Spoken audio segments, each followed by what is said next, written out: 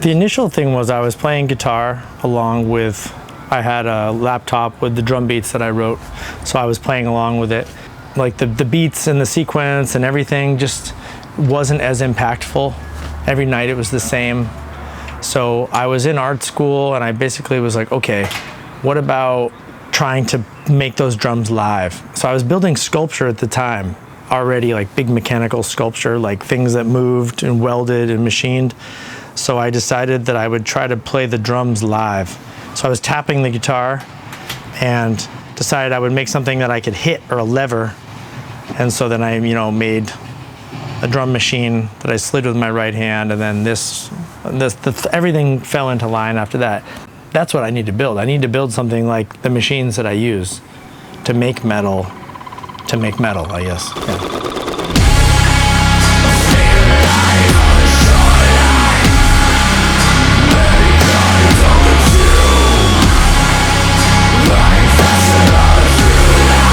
I see this all the time. Bands ask me, oh, I need something because I want to make this stuff that I wrote. I want to be able to play it live. Well, the problem is you should have written that live, because if you sit in a studio and you program your drum beats, and then you program your synths, and then you layer another synth on top of it, and then you layer a vocal, and then a guitar, and then a saxophone, and then you've got 3 people in the band, and you can't play that all live. So people are like finding ways to play stuff live. So they'll have a drum pad and they'll play the snare. So the sequence runs and they just like play the snare because that's what they can do that's live. But what you should do is meditations of your body. You're not going to do more than you can, because I don't know about you, but sometimes you go and see these like industrial bands. The sequence is so busy, and you don't know what the people are doing. You don't see this or this and hear that. You've seen that guy who plays his push controller and he's like taking the table and throwing it in the air, but he's actually not doing anything musically with it. It's frustrating, but I understand that energy, that primal energy. He wants to do something, he doesn't have the tools, That's my current setup that I bring on tour. This is my original microphone. It's got 8. I only use the top 4 now, but they're little Letrek condenser mics. The idea is that you can sort of play multiple mics with your head, so it has the curved shape of your face, so you can, without moving too far. This one has SM57s, just the capsules. So on the right side, I usually do my light microphone where I sing soft. This is my heavy one, which has distortion. This one is very delay and reverb. So I can sort of like, and then do the soft stuff. Because sometimes you let one ring out and then you layer them, at the same time. Unfortunately, in musical instrument design, we have violins and we have guitars, and these are physical instruments. But in this sort of like digital age, especially for consumer grade electronics for music, it's just cheap as fuck. Even this Arturia keyboard that I bought, Keystep 32, used to be heavy. Well, the new one I bought is just total plastic, and it's very disappointing. When I work on microscopes at work, the panel interface that I'm working on has bigger knobs, it has levers, it has like buttons that feel good. This one's called Rails. It's the second drum machine that I built. Always drums, kick, snare, but then I decided I would put more buttons. So the first one I built just had 1 trigger. So in the front, it would be kick and it would be snare in the back. But then this one has 8 buttons, so I can play a full drum set. Like that. It has a linear encoder. The wires for the buttons and the linear encoder go back into here. And then there's a microcontroller inside of here. That's the electronics. That's why you have this on, it's to protect the electronics. Musicians and artists deserve to have that same quality of interface. And that's what I try to do, is whether I am building it myself or I find some sort of industrial surplus stuff that I repurpose for what I do, it's stuff that was intended for industrial automation. And yeah, it pulls back, it feels really good. But let's just say this, I don't have to pretend like the motion is intense. It is intense. I feel like I'm a smart person. I can figure things out, but those fucking grid things, like the Ableton Push, It sounds good, you know, but it's not primal, you know. I don't know if it's the way my brain works, but it just does not seem like the kind of thing that a musician should have to learn how to use. There's nothing musical about this grid of buttons that changes colors. This is a mini rack. It's just a pitch bend controller. Button, pitch bend. So note on, pitch bend. Arduino, old school. This is a throttle, new machine. This does volume, linear rotary encoder, and then this does pitch. I think the system stuff happens when I'm designing it. You know, I come up with how I want things to be laid out from the rack, designing the rack so everything plugs in and like patches. So it used to be crazy wires going everywhere, but when you've got to get on and off the stage quickly, it has to be really organized. So setting up the system beforehand, but then when I'm playing instruments, you know. But it does feel like more instruments than engineering tools.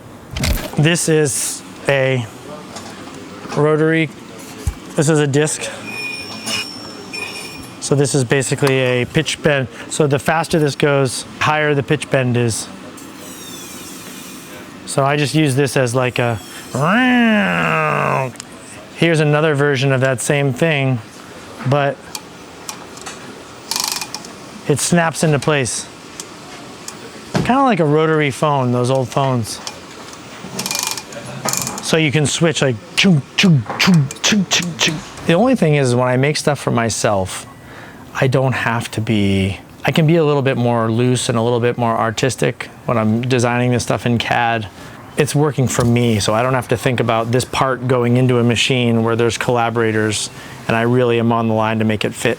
I like that I can be a little bit like, I don't have to answer to anybody with my machines. If it doesn't work perfectly and it's good enough for me, that's good. This is just a giant fader, you know, like a crossfader on a CDJ. I just wanted to have one that was big and feels good, you know. There are moments when you get parts back from the fabricator, when you put them together and then you plug it in for the first time.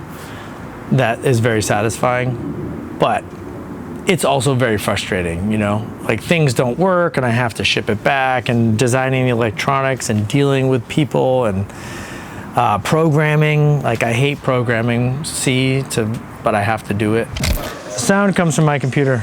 So everything is USB controllers. I use USB, but I use very industrial USB. So this right here is a Nutric USB. If you use an industrial one like this, it's never gonna come unplugged. So I have patch bays, and then I have Ableton, and it all controls in Ableton. And then I have a sound card with 16 outputs, so I break up all the sounds, kick, snare, cymbals. Yeah, I think the drums were from an Alesis SR16, run through an Octatrack with dark reverb tone through an analog heat electron distortion box. So then I sample those into Ableton, and then I use like my synth tone when I do the throttle or I do the keyboard is made up of like 7 different synths that are layered on top of each other. I'm very VST, some analog stuff, but I am not one of those analog dorks. I like using everything in the box. I know that not everyone has access to a lot of these parts, but there's so much industrial refuse out there that has the same components that we have in these keyboards and things. You know, like I bought this pedal, it has a giant switch in it, and that's all this is a bunch of switches. So you can make anything out there into an instrument. This shit's DIY. I don't hire people to do it. You know, I'm doing it myself. I have a partner in drum machines that works with me. He's one of my best friends now, and that's nice. But we don't get paid. He just helps me do it, you know.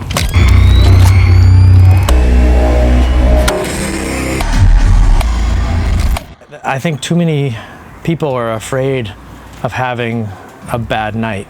Man, I've had so many bad nights. I mean, something will happen tonight. Gear will break because I have a lot of gear, but some small thing will happen to us, and that's okay. You know, we'll play something wrong, Doug will play the guitar wrong, something will happen here, and I think that's just, you learn from that. Maybe you have an accident. My name's Doug. I play guitar with Tristan, author and Punisher. I guess we've known each other for like maybe 15 years, so it's a little bit different than playing with a normal band, you know, but it's awesome for me. It definitely changed the way I play, but it also is a very fun way of changing the way I play and how I look at music and how I fit into some type of puzzle. Just the sound of strings mixed with the keyboards, it really gives it a much warmer tone, in my opinion. It's not as cold, because anyone could just kind of play a sequence or put on a drum machine and play along to it. It's been done for, I don't know, since the 70s or 80s. So this is what makes it interesting, the mistakes, the human element. My beats aren't perfect, you know. My pitches that I bend, they aren't perfect either. It's not the same every night, even though it might look more robotic and mechanical. It's a way to make electronic music more organic. If you're a DJ and you're tired, your beat is always going to be perfect. So like, what's organic about that, you know? You always have no risk. There's risk here, it's humanity. We have bad nights. But sometimes when you have a bad night, maybe you compensate by doing something for the crowd, and I feel like that's just life, you know? And people are so afraid of doing that these days, of having a bad show, so they just pre-sequence everything. That's a shame. I don't want to be the uncle who says that shit. Shut up, Grandpa.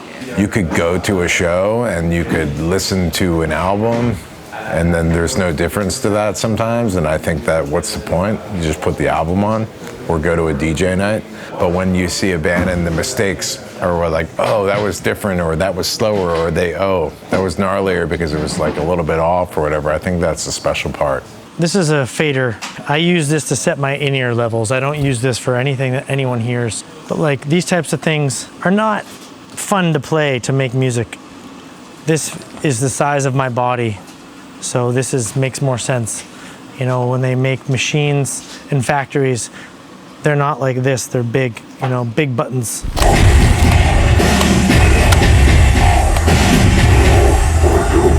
I just write music like anybody else. I hook the stuff up and I just play, and I come up with riffs just like a band. So, and then I send those riffs to Doug.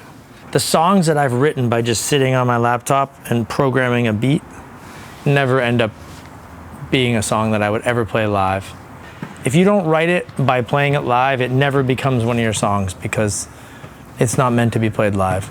A lot of people wonder why the hell I would make dark music. If I made this setup and I just played techno, I could be like much more popular, which is true, but I have no interest in that. If I'm gonna play a different style of music, I would play, you know, acoustic or organic music, you know, not DJ stuff. It's called Doppler.